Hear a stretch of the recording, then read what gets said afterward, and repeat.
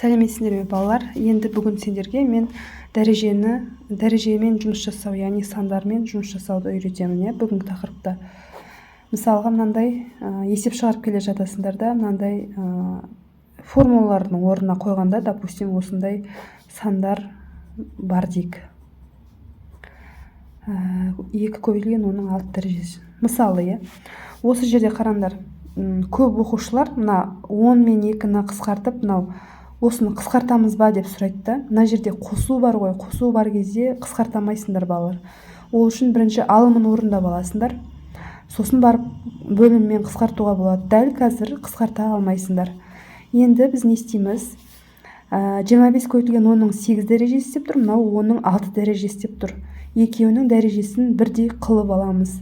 Либо 8 дәрежеге келтіреміз, либо 10 дәрежеге келтіреміз. Бізге, допустим, 10 дәрежеге келтірек. Ол үшін 10-ның 8 дәрежесінің 6-ға келтіру үшін 6 дәрежеге 2 0 25-тің артына қой жүреміз. 25-тен кейін 2 0 түседі. Сонда 10-ның 6 дәрежесі болады. Көрдіңдер ме? Қосылған, мынаны сол күйінше жазамыз. 10-ның 6 дәрежесі. Бөлімін сол күйі жазып қоямыз. Тең. Қараңдар, енді не істейсіңдер? Енді қысқартуға болады, бірақ ашып толық түсіндірікті қылып жазу үшін бетек. Екі жақта да ұқсас мүшелер қайсы? 10-ның 6 дәрежесі жақшаның сыртына шығып кетеді. Математикадан білесіңдер, неде көбейту бар, Сонда 2500 қосылған 10 жақшаның ішінде қалады. Бөлімін сол күйінше жазып кете береміз пока. Тең. Енді жақшаның ішінде 2510 бола ма? 2510 көбейтілген 10-ның 6 дәрежесі, бөлімінде 2 көбейтілген 10-ның 6 дәрежесі. Тең. Енді 10-ның 6 дәрежесінен 10-ның 6 дәрежесін қысқарта бересіңдер. 2510-ды 2-ге бөлсеңдер қанша болады? 1250. Сонда осындай жаңағы математикалық амалдарды орындағанда сандармен жауабы 1250 болды.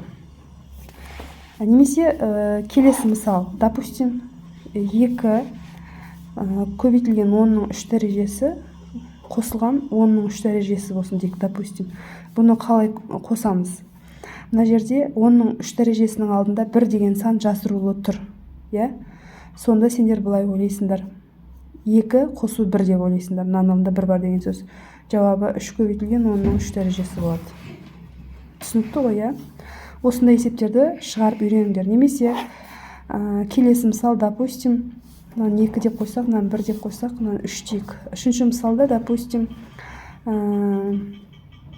көбейтулерді білесіңдер. Мысалы, 4 көбейтілген 10-ның 3 дәрежесі, көбейтілген 2 көбейтілген 10-ның 5 дәрежесі болса, не істейсіңдер?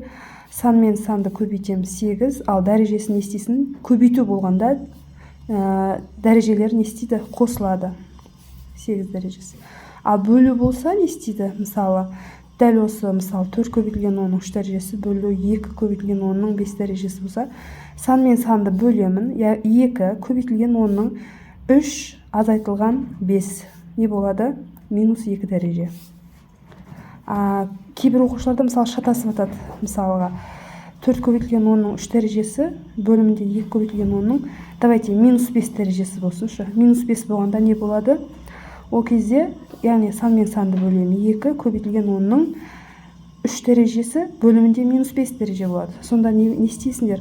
Бөлген кезде дәреже азайтылады. 3 азайтылған -5 болады да. Сонымен 2 көбейтілген 10-ның не болады? Жақшаға шыққанда плюс болып кетеді, 8 дәрежесі болады. Осындай есептерді шығарып, жақсылап осы жерден түсініп алыңдар да. Осыған ұқсас сендерге тапсырма берейін. Осыны өздерің орындап көріңдерші. Мысалға, А деп қойайын. 7 көбейтілген 10-ның 5 дәрежесі. Осының жауаптарын комментарийға жазып қойсаңдар болады. 8 көбейтілген 10-ның мысалға, допустим, 3 дәрежесі дейін, бөлінген 8 көбейтілген 10-ның 3 дәрежесі. Ал, мына жерде қысқартасыздар ма, қысқартпайсыңдар ма? Жаңағы мен түсіндірген мысал бойынша ойланып көресіңдер, Әсінде, мысалға, 25 көбейтілген 10-ның 5 дәрежесі қосылған 9 көбейтілген 10-ның, допустим, 8 дәрежесі дейік. Б-сында, 10 көбейтілген 10-ның минус 5 дәрежесі қосылған 3 көбейтілген 10-ның минус 4 дәрежесі. Балалар, бұл жерде де мына жерде минус 5 болып тұр, мына жерде минус 4 болып тұр. Не істейсіңдер? Дәрежелерін бірдей қылып аламыз. Бұны мен осыны өзім шығарып көрсете салайын. Не істейсіңдер? Либо минус 5 дәрежеге, либо минус 4 дәрежеге келтіреміз. Ол үшін минус 4-ке келтірейік, допустим. Ол үшін біз мынаны 10 дегеніміз ол 1 көбейтілген 10-ның 1 дәрежесі, е? Сонда біз мынаны 10 демей 1 деп жазсақ, онда минус 4-ке келеді. Яғни 1 көбейтілген 10-ның 1 дәрежесі болып тұр ғой, қазір мынау. Көбейтілген 10-ның минус 5 дәрежесі болып тұр. Сонда мына пока 3 көбейтілген 10-ның минус 4 дәрежесін жазып қоям, тең. Сонда мына жер не болды? 1 көбейтілген 10-ның минус 4 дәрежесі болды. Қосылған 3 көбейтілген 10-ның минус 4 дәрежесі. Не істейміз? Енді қосамыз. Яғни 3-ке 1-ді қосам, 4. 10-ның минус 4 дәрежелін жақшаның сыртына шығарып жүрсем, ішінде 1 плюс 3 қалады, солай ғой? Тең болады жауабы 4 көбейтілген 10-ның минус 4 дәрежесі. Бұсын өзім түсіндірдім. А мен Әні өздерің шарт көріңдер.